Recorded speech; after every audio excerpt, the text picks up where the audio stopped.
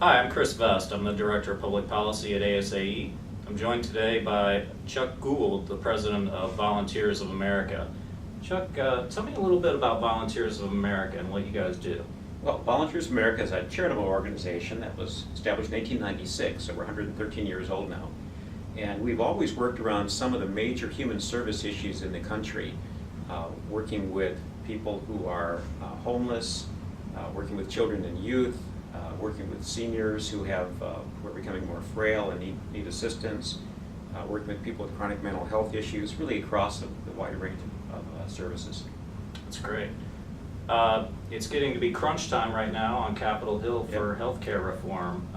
You guys have been hosting some programs on senior care, I know.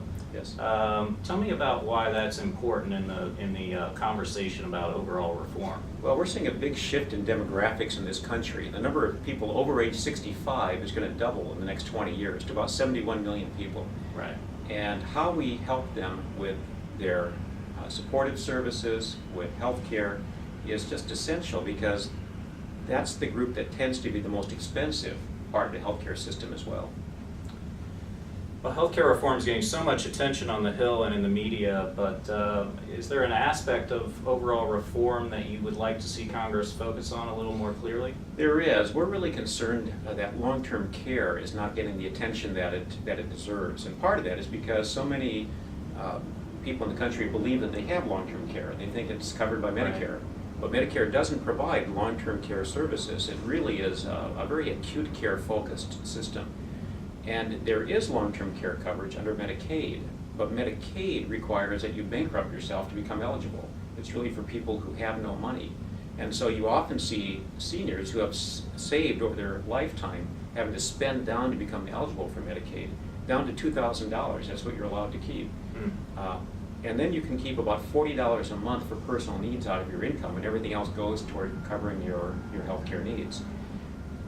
Once you're on Medicaid, once you've exhausted your resources and you're eligible for Medicaid, then they find that they can't get the services they need at home. They're required to go into nursing homes or institutional care, which isn't necessary in many cases, and it's just not how people want to have their long-term care services delivered. So we believe that it's essential that healthcare reform include a consideration of long-term care as part of its efforts. That's a great point. Chuck, Volunteers of America is involved in so many different issues. Yes. How do you really get your members involved in the public policy process? Well, we do that by really listening to them. We have individuals who have expertise in all these different human services, and they work on the ground, in the trenches, across the United States, and they have knowledge in working with individuals who are homeless. They have knowledge in senior care. They have knowledge with troubled youth, and all of these different areas, and they know what isn't working. They know how policy could be changed to help those people in need. And what we try to do is to listen to them and get their story in front of the policymakers. And we have staff who can help package that story and help to make that more understandable and transfer it to a larger policy issue.